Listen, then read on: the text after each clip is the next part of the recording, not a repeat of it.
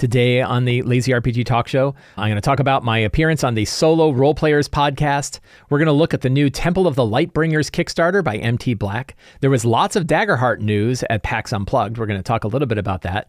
Today's main topic are my favorite RPG products of 2025. What are my favorite products that I recommend to you as we go into the holiday season with lots of stuff that's going to be going on sale right now? I wanted to bring up my favorite products, my top 5 favorite products of 2025.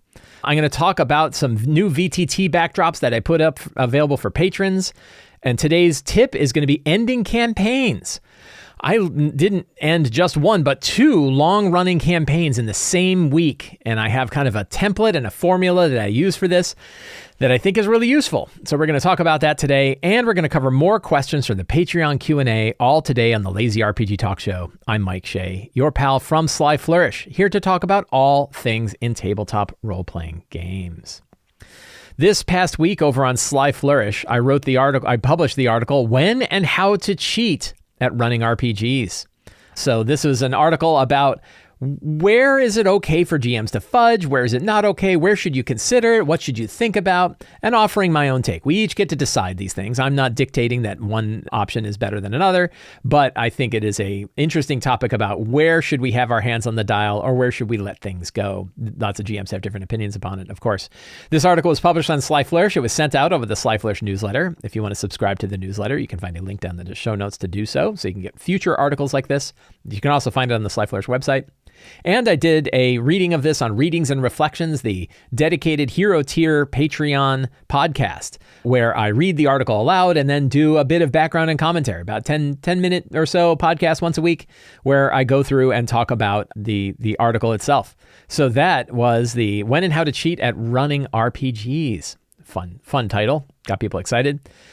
Next week's article is my favorite RPG products of 2025. You will note that article, I'm not going to click on it because I don't want to spoil it because we're going to do it on the show today. But you'll note that I'm also talking about that topic here on the show today. That means I will not be doing, because next Thursday when I normally do my Readings and Reflections podcast also happens to be Thanksgiving. And I am not a barbarian. I am not going to be recording a podcast on Thanksgiving. I'm going to actually take Thanksgiving and enjoy myself.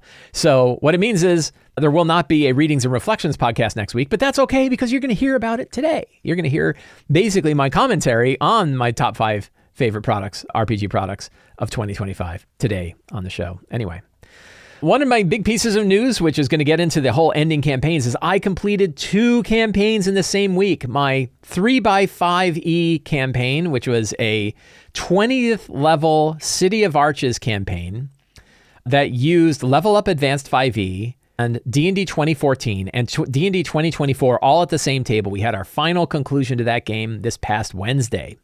My Black Cathedral game, which was very loosely based on the Raging Swan adventure Shadowed Keep on the Borderlands, which I had squeezed every ounce out of, that ended on Friday. That was a 15th level D&D 2014 game that had been going on for 2.5 years.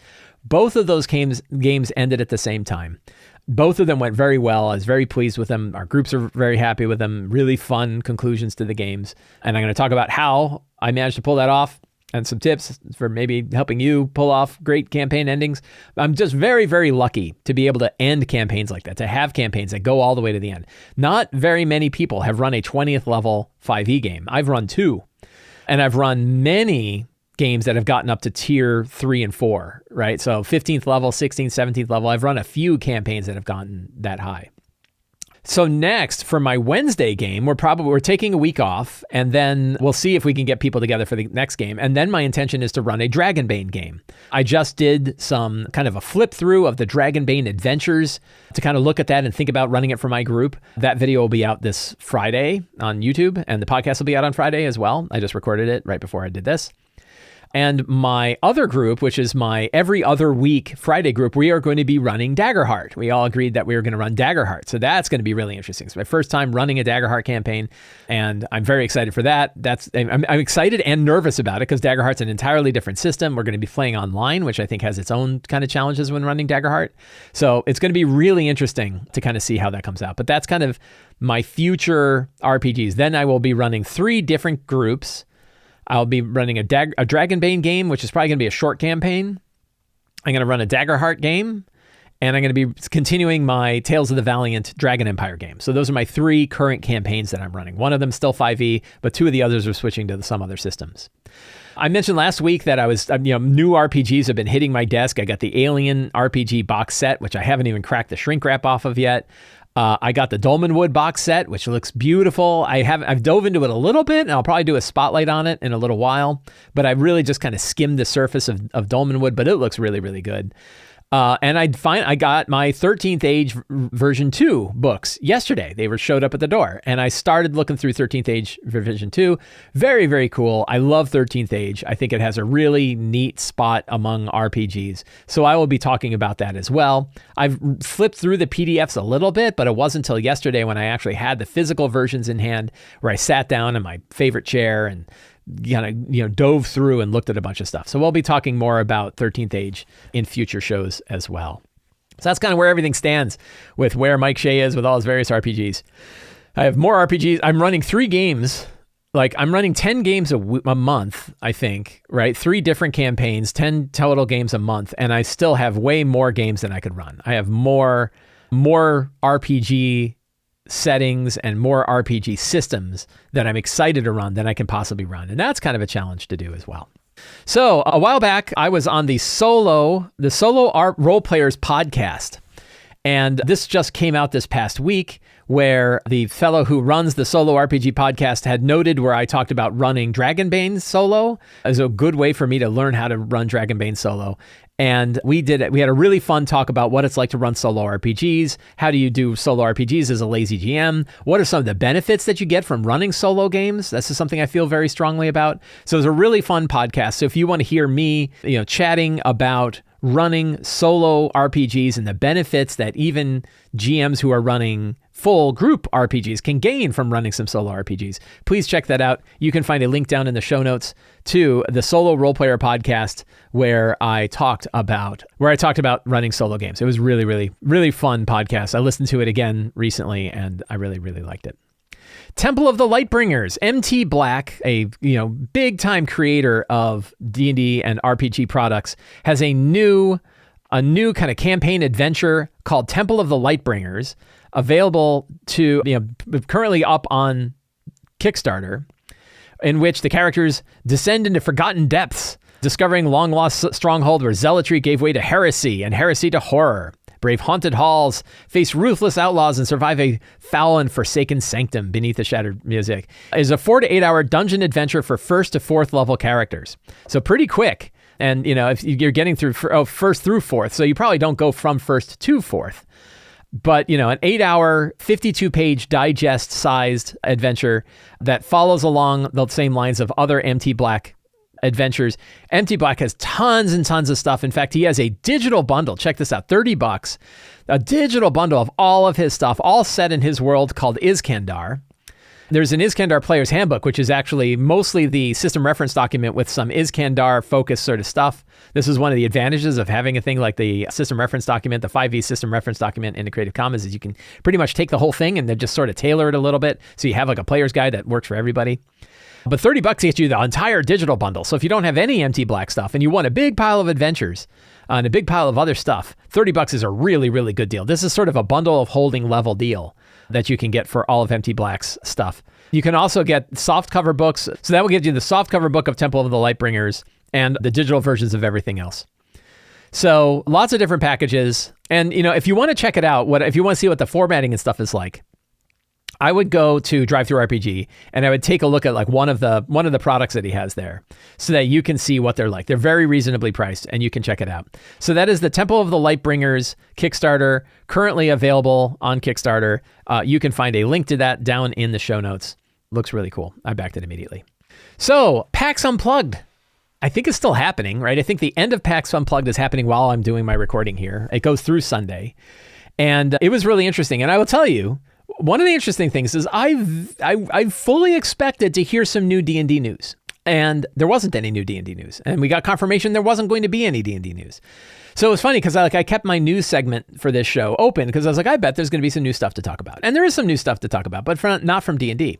And something that I noted from Gen Con, and I think I talked about it here on this show as well, that Gen Con had two huge, one was a Critical Role panel and one was a Darrington Press panel that was packed with very enthusiastic fans of Darrington Press and Critical Role. And it was the first time that we saw Jeremy Crawford and Chris Perkins on stage with them talking about the work that they're doing for Daggerheart. Right? They have moved on from Wizards of the Coast and D&D, and now they are over working on Darrington Press. That was big news, but this is the first time that we saw the two of them talking about Daggerheart and the work that they're doing on Daggerheart. And then we, of course, heard the announcement of Critical Role Season 4. That happened at Gen Con. And all I could remember is like, wow, when it came to like the amount of attention to RPGs that was being applied at Gen Con, so much more attention was applied to Daggerheart than anything that was going on with D&D at the time. And I kind of expected that things, I didn't expect to churn around exactly, but I definitely expected some kind of announcements or something like that. And now we're at PAX, and there were a bunch of announcements from Darrington Press and Critical Role at PAX. There's a blog article on the Daggerheart website that kind of talks about it. They had a panel. You can watch the panel on it. So at it, they announced that there is a new book for Daggerheart called Hope and Fear. And this is a book plus card set, so similar to the core set, that includes a bunch of new classes. It includes a bunch of new adversaries. It includes new campaign frames. It has all of the cards for those. I think there's like new, I forget what they call them, but essentially the archetypes that are tied to the classes. There's new archetypes for that. And, they talked about it. And during the panel, they actually ran it. They took one of the campaign frames and they ran like a one hour session that was there. I think Jeremy Crawford was on stage with them too, kind of talking about what they were doing. They mentioned a few other things that they have coming out, a new GM screen that includes token sets for fear. So you have like, little fear tokens that kind of sit on top of your screen so people know how many fear you've got. An adversary deck, which is like a deck full of the monsters that are coming out. A new rolling tray. I don't really care about a rolling tray. And a new free RPG Day adventure.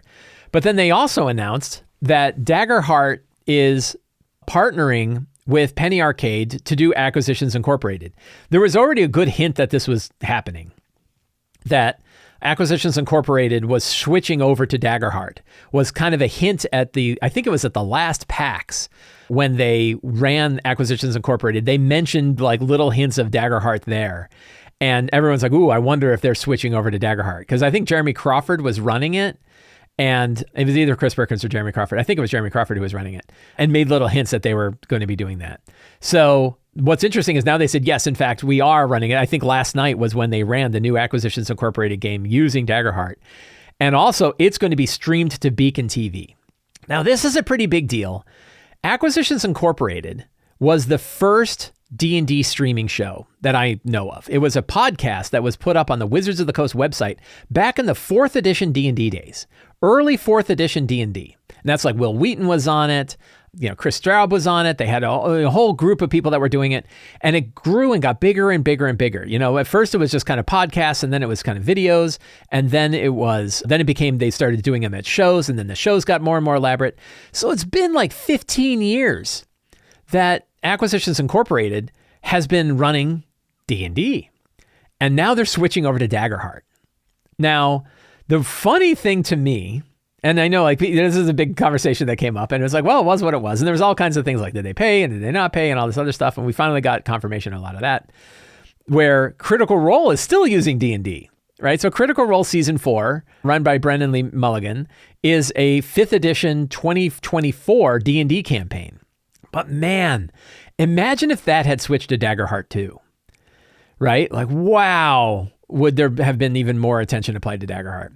So while all of these announcements were going on, that Acquisitions Incorporated was switching over to Daggerheart, and there was all new Daggerheart stuff, there was nothing mentioned about any new D&D stuff. Now, here's the irony, right? And here's where like things aren't, where Mike Shea's not fair, right? And I wouldn't be fair because when it comes to like Daggerheart Hope and Fear, when they talk about the new Hope and Fear expansion, which I think is available for pre-order now. And the one thing I will say is it is available for pre-order. I gotta choose my region. It's cheap, $40. $40 for a hardcover book and the cards in like in a box. That's a really good deal, right? So the price is right. I will say that. But the other thing I'll say is like, I haven't even started playing Daggerheart yet, and there's already going to be an expansion that's got new character classes and all this new stuff. Like, is it already expanding too quickly?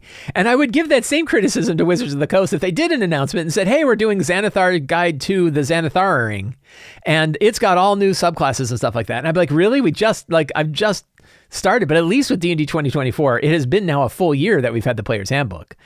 But do we need new character options so soon? I have the same question for Daggerheart. Now, the reality is it's not coming out till like the middle of next year anyway. So it's a ways away before you're going to see this book with all these new class options and stuff like that. So it's one of these things where like, yeah, they're not saying anything, but if they did, I'd be mad anyway.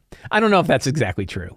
But I will say, and it's not like a, big poke in the eye, but boy, it just feels like the attention is all going to Daggerheart these days, right? These big conventions where they've been talking about it. There haven't been a lot of big D&D announcements in a while. And here's the other interesting thing. So one thing that did happen at PAX Unplugged is at PAX Unplugged was the first time that you could get the new Forge of the Artificer book from Wizards of the Coast, which is the last D&D product that's on their roster. Once that is released, and I think it's coming out in game shops next week or the week after, I'm not sure exactly when. And once that's out, there's nothing else on their list, right? We don't know of any new products that are coming out. And we know they're working on stuff. We've seen a bunch of class options that came across through their Unearthed Arcana. We saw that there were hints of like Dark Sun stuff, but there's no official product announcements on anything.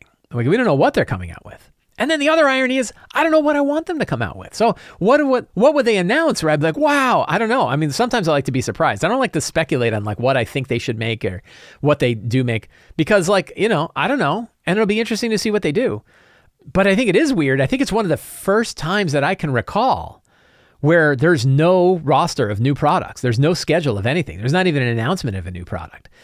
And it was weird that like Daggerheart is getting all the attention these days, right?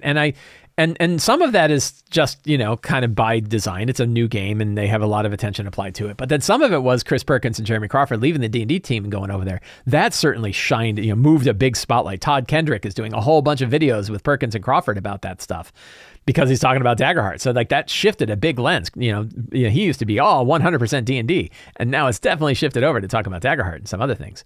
So I really feel like that is an interesting situation, right? It's not a death knell. This is not some kind of, D&D is dead, right? Because D&D, wow, did they have a year, right? Like if we look at Wizards of the Coast and D&D over the past year, they put out the Monster Manual. They put out Dragon Delves. They put out the new D&D starter set. They put out the new Stranger Things box set, which is available in like big box stores. You go to big box stores and the Stranger Things box set. Stranger Things is, I think, happening next week, right? So that is a big shift in what's going on there. We have the new Forgotten Realms books. I did my spotlight on the Forgotten Realms books recently. And they have the new Eberron book, which I still think is a weird book. I'll probably talk about that at some point. But right now, it's one of the few books where I'm like, I don't think I'm going to pick that one up. Like, I don't think I need it. I don't need to buy the Artificer a third time. So I already bought Baldur's Gate 3 times. I already bought Icewind Dale 3 times. And now they're selling me the Artificer for a third time. It's a lot of like selling me the same stuff over and over again. So... But there was a lot of stuff that came out for D&D. So it's not like they didn't have a big year with a lot of big products that are out there. And it's not like this isn't something of like, I'm sure nobody's buying any D&D stuff. I bet you there's still a lot of D&D stuff getting purchased. But it's weird that like inside the kind of core, what I consider like the core of the hobby of these people that, people like me, maybe people like you who are paying attention to like new games and new releases and new things that are coming out. The idea that like there hasn't been anything from D&D and there's this huge attention to Daggerheart, like that has been an interesting situation. So my favorite products of 2025. What are my favorite products, my favorite RPG products of 2025? I picked 5.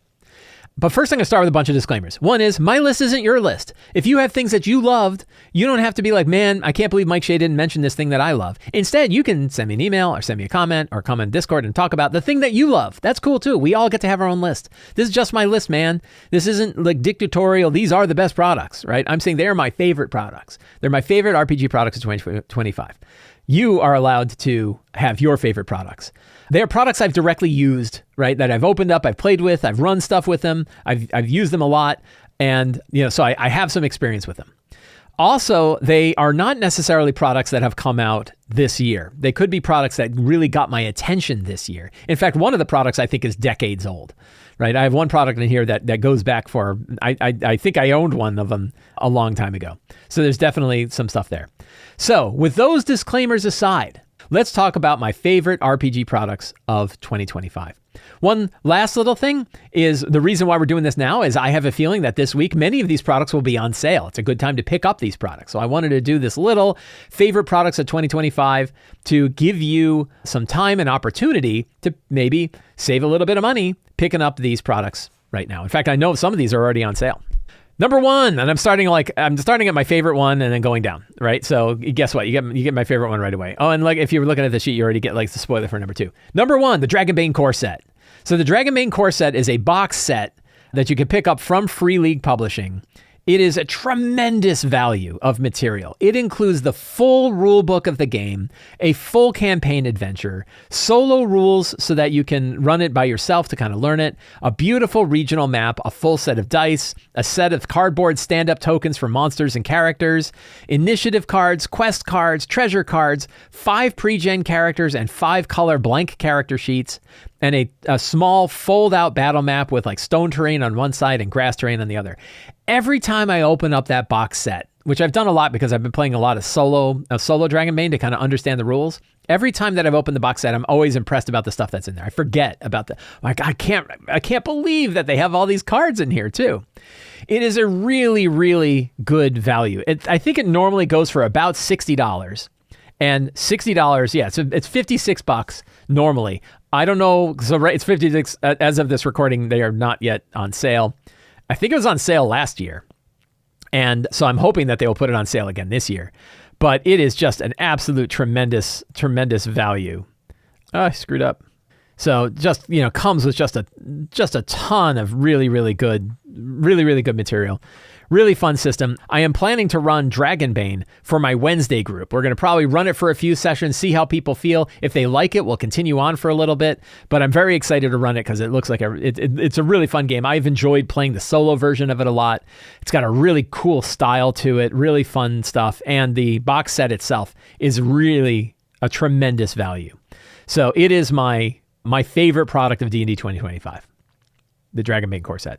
My next product is the D&D 2025 Monster Manual. So this came out at the beginning of this year, and I have now used it extensively for 2 different campaigns. I've used it from essentially like tier 1 through tier 4. I've used small monsters from it. I've used big monsters from it. I've used it a lot, and I really love the 2025 D&D Monster Manual. I think it is my current favorite book of monsters for 5e for a few reasons. One is the monster design is excellent. It really fits the kind of monster design I want, which is simple, straightforward, easy to run monsters that do a lot of damage.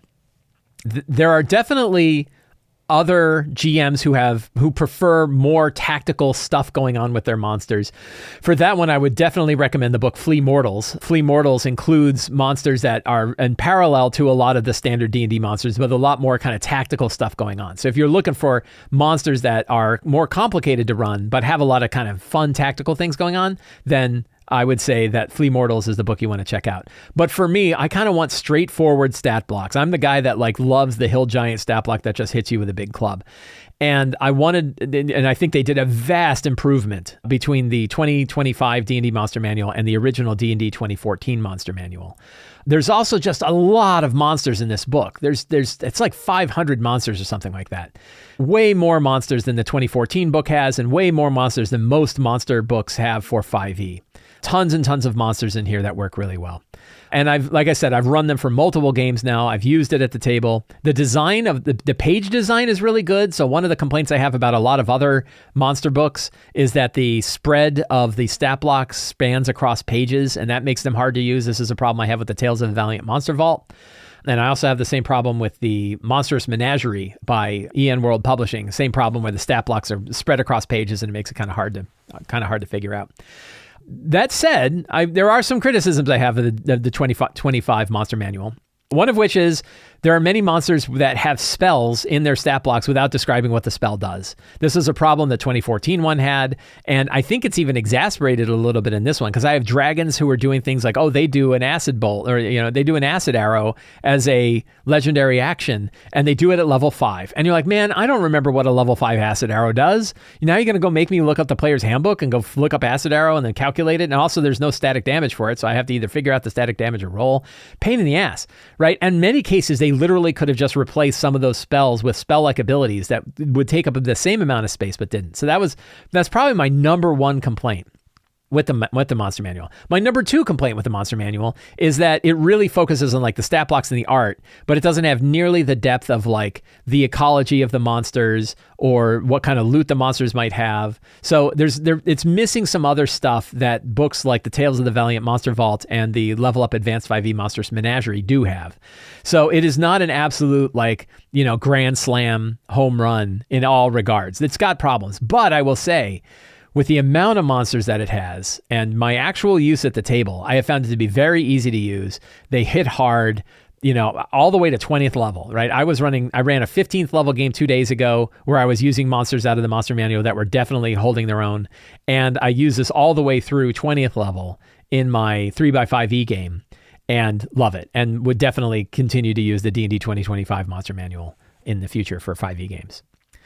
My third product is the Tales of the Valiant Game Master's Guide. Now, full disclosure, I was paid to write material for this book, so I'm definitely biased in my opinion that the Tales of the Valiant Game Master's Guide is one of my favorite books. But it is one of my favorite books, and that's because it really had the opportunity. It is considered a more optional book than the Monster Vault or the Player's Guide for Tales of the Valiant, because the Player's Guide and the Monster Vault have kind of everything in it, which meant that they had more room in this book to add optional rules and to add other systems for handling a lot of different situations. It has really good random tables in it.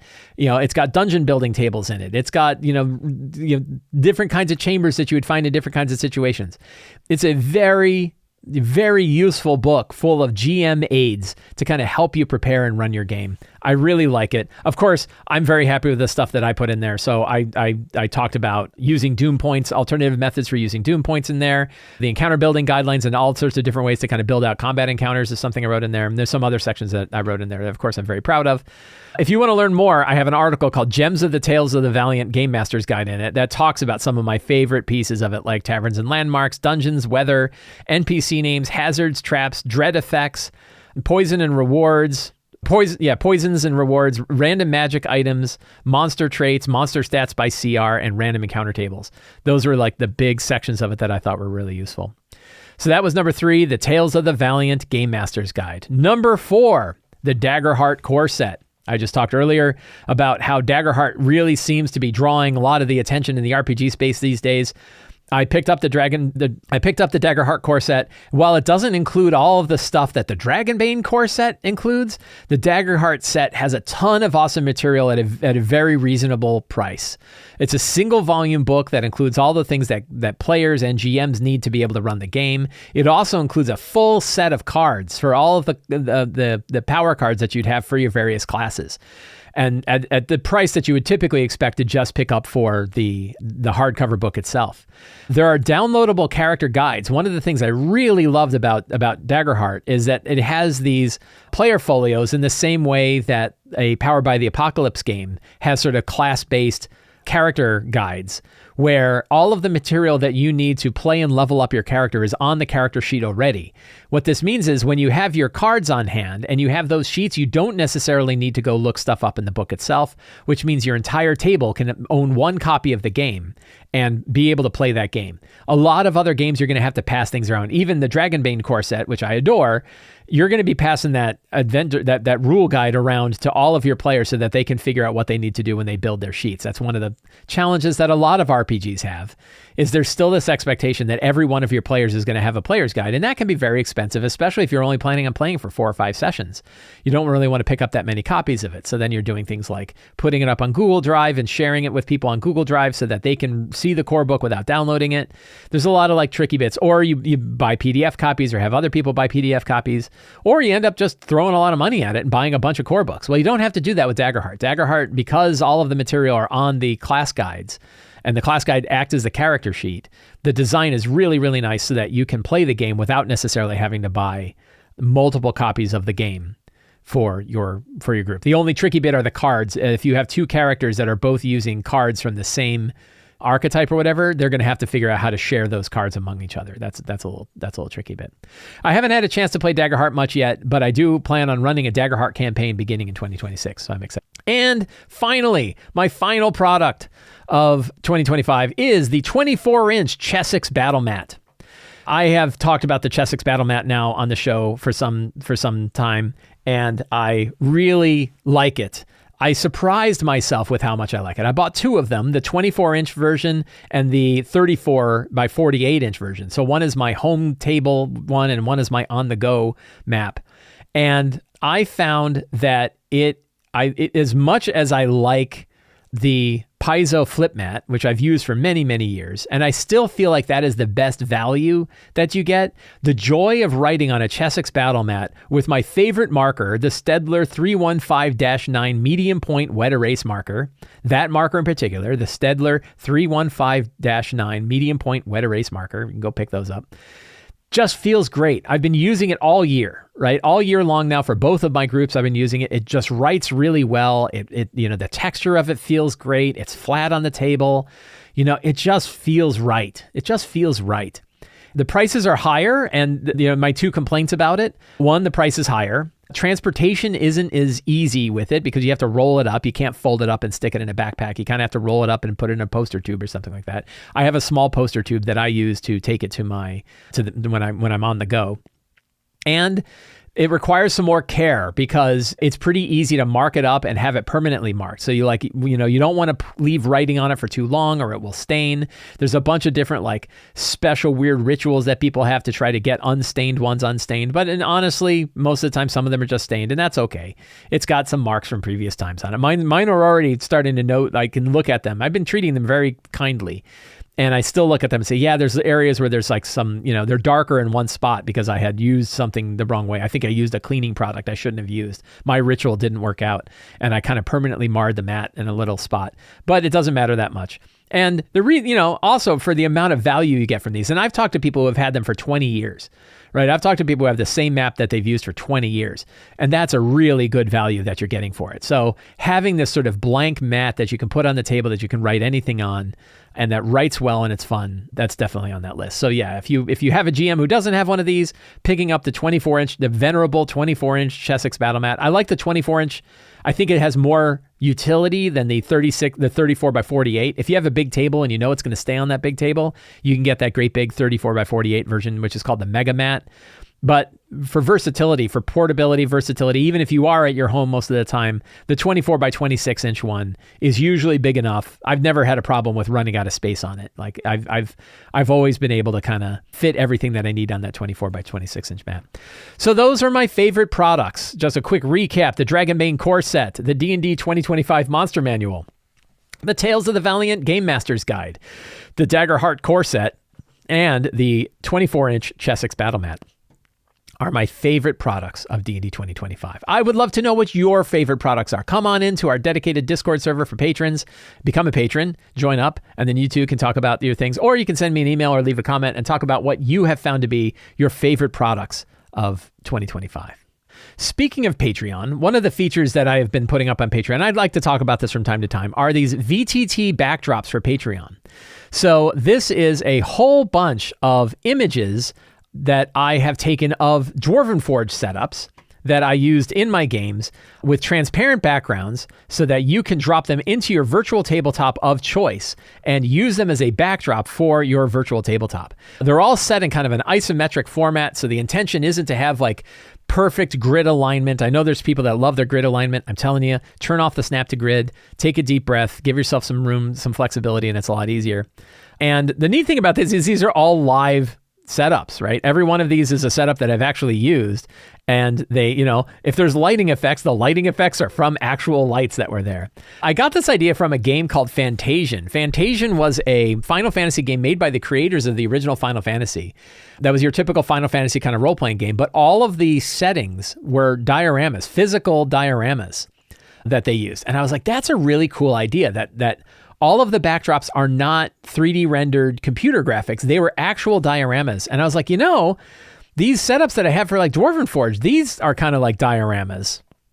these are sort of the same way that you could have dioramas for these things, and I can make these available. So this whole gallery is available to patrons of Sly Flourish. They're all downloadable, so you can click one link, download it all. It's all on Google Photos. You can download the whole thing and have all of these different arrangements. So if you want to kind of show off fun environments in your virtual tabletop, whatever virtual tabletop you happen to be using, I've used them in Owlbear Rodeo, where they definitely worked well. And you can use them as kind of a fun way to sort of bring some kind of a tactile feel to online games. This is the virtual tabletop. Here's a fun one. This was a big battle that I ran. A fun way to add kind of a different method to run games in your virtual tabletop of choice that gives it some sort of, makes it feel a little bit more like moving minis around on actual 3D terrain. So there are hundreds of these in here. I've been doing this now for a few years now, and it's kind of a fun way to add some new stuff to your virtual tabletop. So this is I guess I've been doing it 5 years now. So Dwarven Forge virtual tabletop backgrounds available to patrons of Sly Flourish. You can find it on your Patreon rewards page. There's a link, so you can go up here and click download all, and it will grab all of them and download all the images. I'm going to do it right now, as a matter of fact. I'm going to download my own copy and stick it in my archive, stick it in the 7.5.2 backup system. But that way, as a patron of Sly Flourish, you have access to all of that stuff in one place. Available to all paid patrons of Sly Flourish. So hero tier and veteran tier subscribers to the Patreon get access to the Dwarven Forge virtual tabletop backdrops. So this past week, I didn't finish one, but two different campaigns, long-standing campaigns for 5e. So one of them was my 3x5e City of Arches campaign that went to 20th level, and one of them was my D&D 2014 Shadowed Keep on the Borderlands campaign, which ended up being called the Black Cathedral. That went to level 15. That went for 2.5 years. I'm very, very lucky to have completed more than 30 different campaigns since starting with 5e back in 2014. And not a lot of people have the opportunity to end campaigns in a sort of organic way as part of the story. A lot of times, most of the time from the polls that I've done, campaigns end because of scheduling or players that need to step out or GM burnout. There are lots of reasons why campaigns don't end.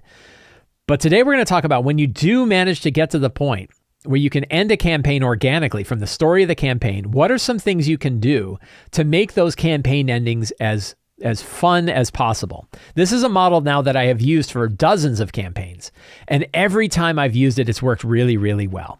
And it fits very much with the ethos of lazy GMing, which is how do we get the most value from our game by doing the least amount of stuff? And this is a really good example of it. So I have an article. I wrote it back on 21 March, and I will link to the article so you can see that. But I've been constantly kind of refining and thinking more about it.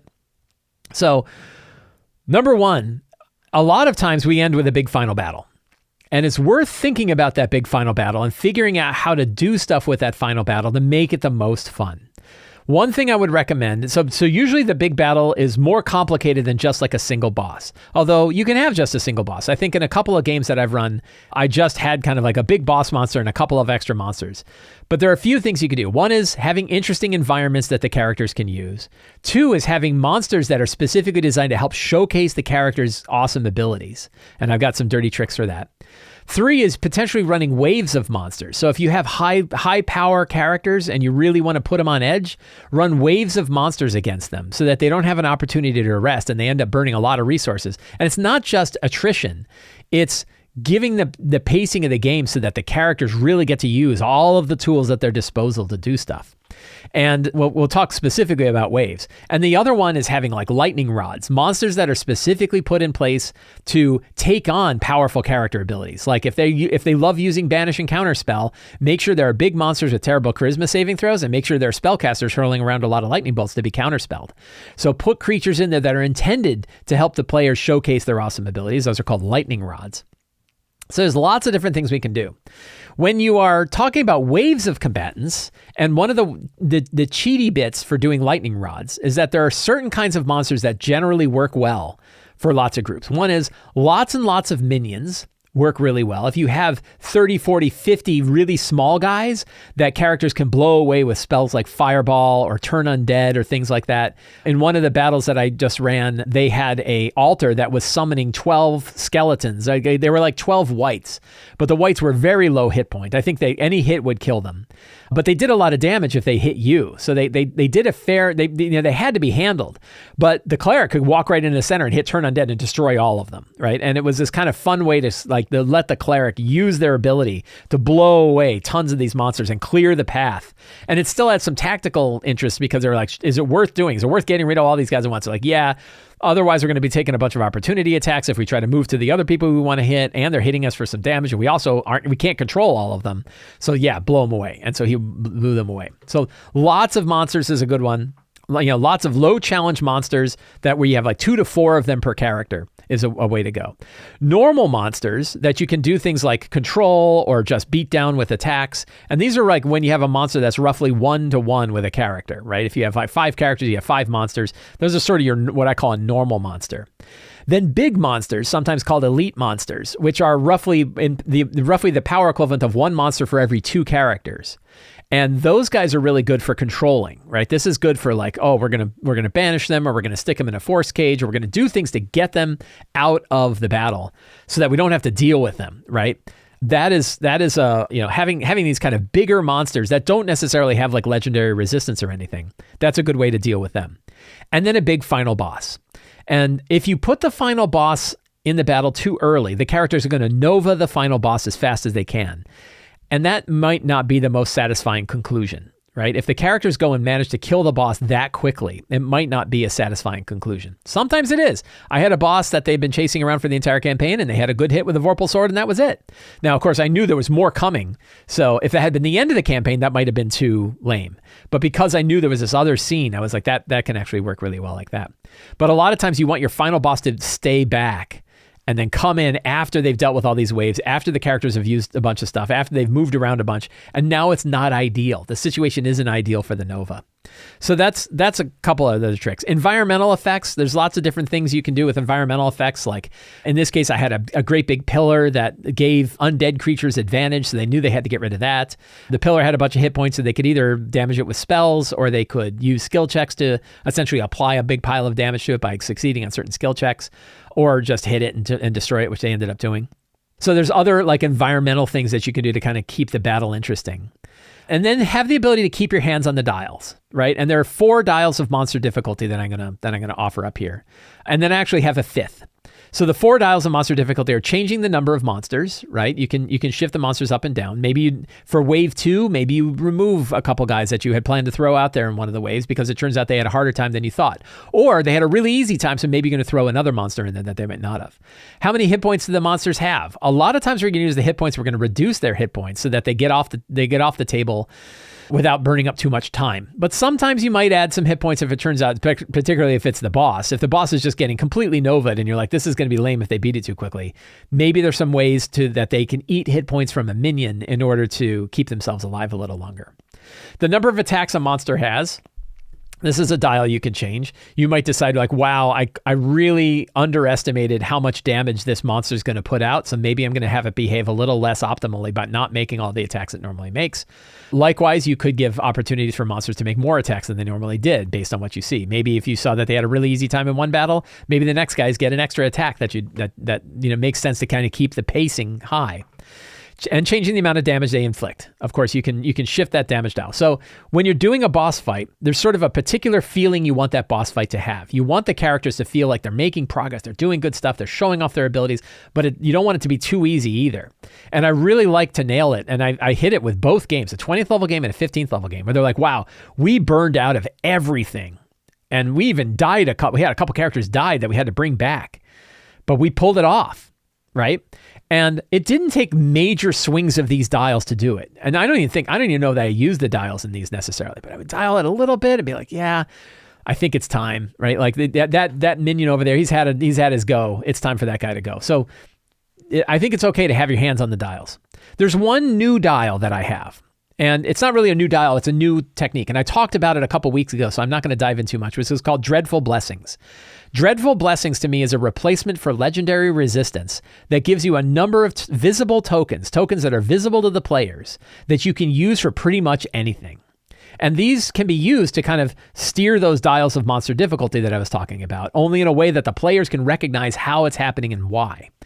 You can use Dreadful Blessings for things like automatically saving on a saving throw if you failed it, or breaking out of a debilitating effect that a save doesn't offer. So you could have somebody, you could have a pit fiend rip through a force cage by using a Dreadful Blessing, right? Normally a force cage is impossible to defeat, but you could have a pit fiend do it by using a Dreadful Blessing to do it.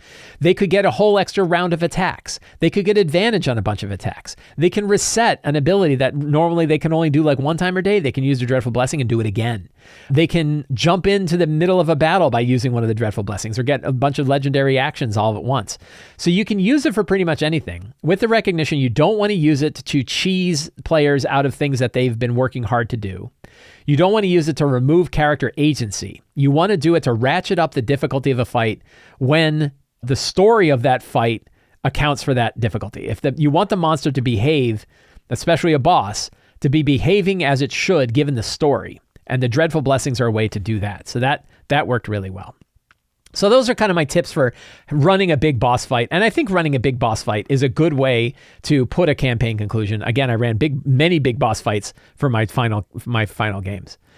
Another big one is give players what they want.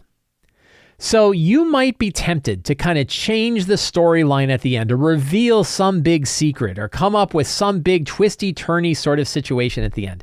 Be very careful changing the story at the end of your campaign when the players already have an expectation for what they want from that campaign. They already know what they want. Don't change it at the end. It can be okay to kind of reveal some surprises there, but make sure that the surprises that you put out there are really going to be fun and interesting, and are not taking away things the players did, choices that they made. They don't want to find out that they were, the main bad guy was actually their friend all along, or the friend that they had was actually the main bad guy the whole time.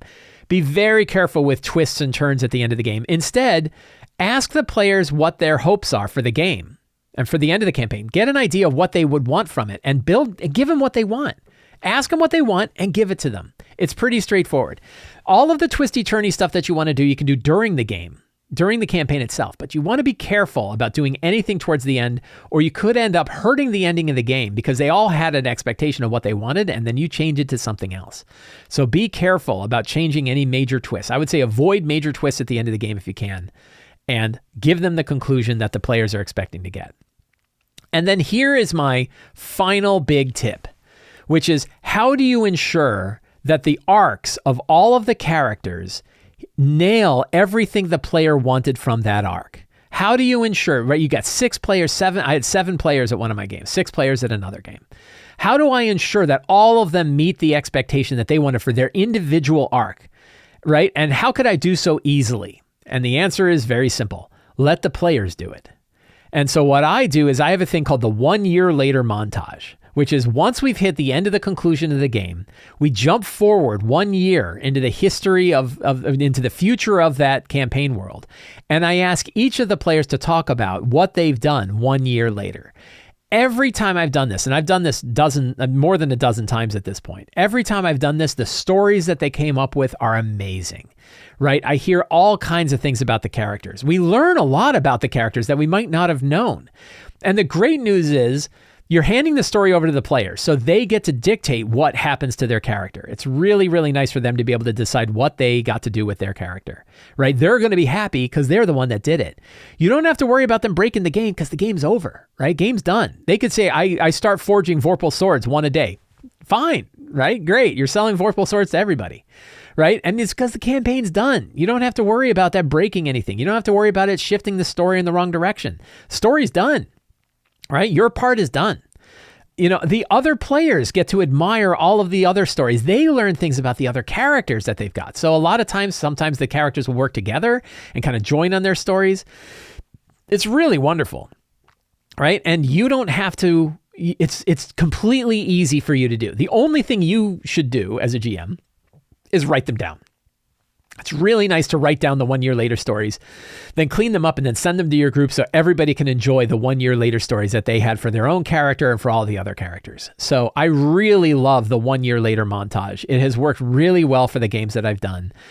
It's a fantastic way to ensure that all of the characters meet the arc and the expectations that their players have, and requires basically no work at all from the GM. And whenever you have something like that, it's really one of like the best lazy tools, right? The best lazy tools are the ones where you can really give like the maximum joy to you and your group for the least amount of work. And the 1 year montage is really a fantastic way to do it. So those are my tips for running campaign conclusions and ending big story campaigns. Again, I've done this twice now in the last week, and I've done it more than a dozen times over the past few years for many campaigns that I've run. And all of those kind of, those are all basically the experiences that I've had for making sure that my campaigns ran well. And just to summarize, number one is run a fun and interesting boss battle where you have your hands on the dials to make sure that boss battle feels right and is a good, exciting battle for your group. Number two is give players what they want. Right? Ask them what their goals are for the end of the campaign, and don't try to change the story around in twisty-turny ways right at the end. Instead, give them a good, fun, solid conclusion that they wanted and expected for the end of the game itself. And then use 1 year later montages so that the players can talk about where their characters are 1 year later so they can meet all of the expectations of the arc of their characters, and you get to sit back and enjoy the story. Every quarter on the Sly Flourish Patreon, we have the Patreon Q&A. Every month, patrons can ask RPG-related questions there. Every Friday, I answer all of the questions that we received, and some of those questions make their way here to our show so that we can dive in a little deeper and share some of our experiences. Knighthood says, I think my biggest issue as a GM might be a lack of cohesion. I ran a 50-plus session campaign that was all over the place. No consistent theme, arc, or story. It was kind of just a hodgepodge of whatever I was able to prep that week. That's not a problem in and of itself, but we never hit a satisfying conclusion. I just sort of burnt myself out on the campaign, lost inspiration, and went on hiatus. I'm finally feeling motivated and inspired again, but I really want to run a more cohesive campaign this time. What should I do before launching this campaign to try to keep it on theme and moving towards a satisfying conclusion? So I recommend following the steps that I have for building a lazy campaign, which is it's nice to have one big hook that sort of drives the campaign. And it's good to have sort of an elevator pitch for that hook of like, stop Tiamat's rise, or defend the city of Arches from the rise of the Nameless King, or, disrupt the Dragon Empire, right? Thwart the Dragon Empire. And aim it towards some central goal. That's kind of a loose goal, but it's a far away goal, but it's a clear goal. Make sure your players are on board with that goal, that's the kind of campaign they want to run. And then use that as your centerpiece. Then I recommend having like three villainous factions that are at play that the characters have to kind of deal with when they're going for that goal. I like some campaign truths, right? What are the truths of the campaign that the characters already know about what makes this campaign different from the other ones? And then you kind of build towards that. So then you build out each session like you normally do. But when you have that clear goal in mind, you still have a North Star that you're headed towards, even if your game is still pretty wide open. I was just prepping for a Dragonbane campaign that I'm going to be running for my Wednesday group. And it has a clear goal of like stopping the main boss from rising. I've got spoilers for anybody that's going to be playing my Wednesday game. It's got a very clear campaign goal, even though it is a widespread adventure. So you can get there, and it's really about having that kind of centralized North Star, having some villains that the characters have to kind of deal with in different ways as you're going, and still leaving it open so that you can kind of build quests from there. And that's worked very well for me. My Dragon Empire game worked very well that way. My City of Arches game worked really well that way. My Shadowkeep in the Borderlands / Black Cathedral game worked really well that way. So there was always kind of a North Star. Sometimes the North Star would change, right? Sometimes you're trying to, we defeated the Nameless King, but there is a fallen archangel named Vriss who is going to, use the power of Ozymandias, use the power of the Nameless King to, continue his efforts. We got to stop them now, right? So you can shift it a little bit, but generally speaking, having that centralized North Star, I think, is a good way to go. You don't need to have much, right? You really don't need to have like a big arc with I'm going to know what every adventure is going to be along the way, right? You don't need to follow it like you're following a published campaign setting. Really, all you need is that North Star, a few villains, a clear setting with some clear reasons why this setting is different than the other ones, and then work on your individual game. So that would be my recommendation for it. And you can find that in the lazy campaign setting, building a lazy campaign in Return of the Lazy Dungeon Master. Talks about that. Kaike O says, any particular reason? Ooh, this is a good one. This is a good one, right? I've been waiting to talk about this one. Any particular reason why the lazy DM steps are in that specific order, even though they can be followed in any order? Yes, there are reasons why they're in the order that they're in. There are a few of them that you could definitely shift around from one to the other. So just as a recap, let's see if I can do it without looking. Just as a recap, the 8 steps from Return of the Lazy Dungeon Master are: review the characters, define a strong start, outline potential scenes, write down your secrets and clues, come up with some NPCs, some monsters, some locations, and treasure. I think I mixed a couple of those up in there, right? I think it's locations, monsters, NPCs, locations, monsters, and treasure, I think is the way that goes. Some of those, the order is really important, and some of those it's not. I believe that having the characters up front is very important. And the reason why that is the first step is to keep in mind who this game is about. You're going to sit down and run a game. You want to have the characters of that game first and foremost in your mind, right?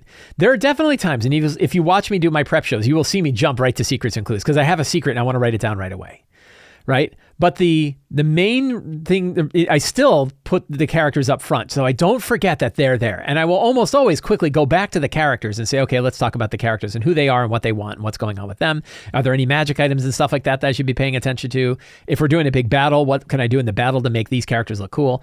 Never forget that the characters are up front. That's why that's the number 1 step. The number 2 step is the strong start. This one kind of makes logical sense.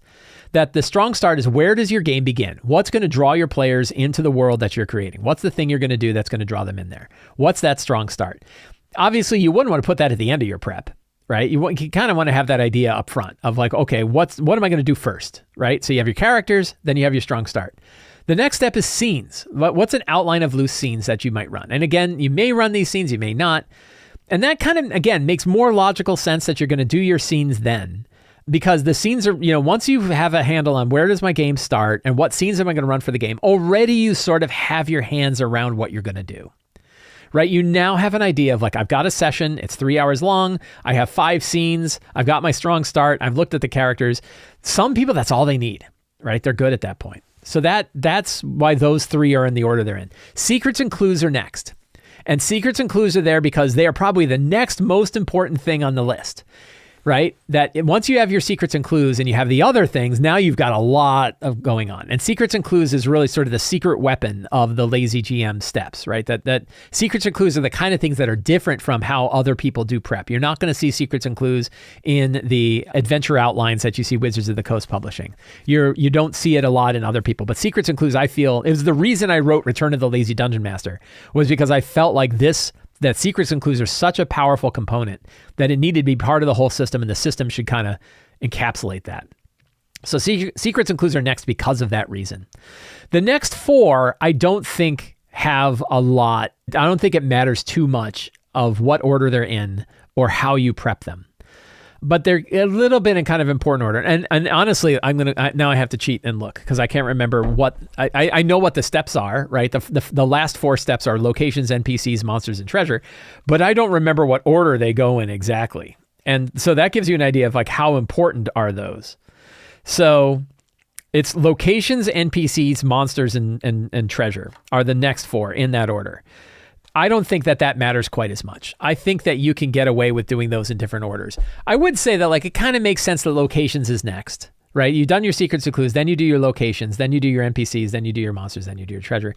Did I do that right? I don't know if I did that right. See, I think I get it wrong even when I put the book away and immediately forget, right? So I wouldn't argue that those have to be done in any kind of proper order. And sometimes they don't need to be done at all. I've talked about this in mashing up the steps. that if you've already listed your monsters under scenes or secrets or the strong start, and you don't really think you need more monsters, then maybe you don't have to have a monster section. If your NPCs are already listed in your scenes and your secrets, and you've highlighted them, maybe you don't need to list your NPCs in a separate block. The locations, if you already know what the locations are, you've already described them well, and maybe they're in your scenes or maybe they're in secrets, but probably they would be in scenes, then maybe you don't have to list out locations separately. So there's a lot of times where you could mash those steps into other steps, or because they're in the book, you don't need them. So I wouldn't argue that you need to have those steps in any particular order. Magic items usually go at the end, like treasure, tends to go at the end, but you don't want to forget about it. It is not the least important step. But for me, it's almost, it's the kind of the last thing I do. And a lot of times it's because I just randomly roll some treasure, right? So I wouldn't argue that those steps are there. So I would say the first 4 steps, there's clear reasons why they're in the order they're in. And I think the last 4 steps, it kind of makes sense of the order they're in, but you don't need to sweat it. So if you find yourself, and this is the thing, that the 8 steps are not mine. The 8 steps are yours. You can do them however it works for you. So if you find that shifting the 8 steps around and doing them in a different order actually helps your game better, helps you put your time and attention where it needs to be in order to run a fun game, you get to put them wherever you want. I am not the boss of you. I am not the boss of the 8 steps. I even put them under a Creative Commons attribution license, so you can use them in publications if you want to, just by referencing the fact that I had originally written them. But you can put them in whatever order you want. So I'm not the boss of you. You get to decide how. But that was the reason why those steps were put out in the steps that we had. Jason K says, when creating a new homebrew setting, how do you personally handle factions? I imagine having a list of assumed generic factions, various guilds, knightly orders, etc., that are in most campaign settings, or even just the icons from 13th Age, plus those necessary for the 3 fronts. But I realize I don't know if you have an easier way to handle that. Yeah, factions are really interesting, and I'm actually working on some projects right now where I'm thinking about factions. And yes, so there's a couple ways to do it. I kind of like the idea, and I did this for you bring up 13th Age. I kind of did this in 13th Age and liked it a lot, which is 2 good guy factions, 2 shady factions, and 2 evil factions, right? And you don't have to do it that way, but it's 6 factions, 2 that the characters can work with, that are very easy to work with. 2 of them where you're we work with them, but their motivations are a little bit different. And then 2 of them are oh, those are the bad guys, right? I think that can work well. I don't have any, special sauce for coming up with good factions. I would say coming up with a cool name for the faction is important. Coming up with a symbol for the faction is important. And coming up with a main NPC. Who's the NPC that the characters are going to deal with that faction can work well. Games like Apperance, factions are really important. The good news is that Apperance already has the factions listed. You have the Dragon Mark houses. You have all the secret guilds like the Aurum. There's lots of stuff going on in Apperance. Forgotten Realms also has a ton of factions. You have all these thieves guilds and cults and the big factions. There's lots that are going on there. If you want templates for factions, that's not a bad way to go, right? Is take a look at one of those groups and decide can I just kind of steal this idea, shift things around a little bit, and now I got some factions that I can use. Religious orders are obviously big factions. So if you have a pantheon for your group, you can of course tie various religious orders, factions to religious orders, and then you've got your factions as well.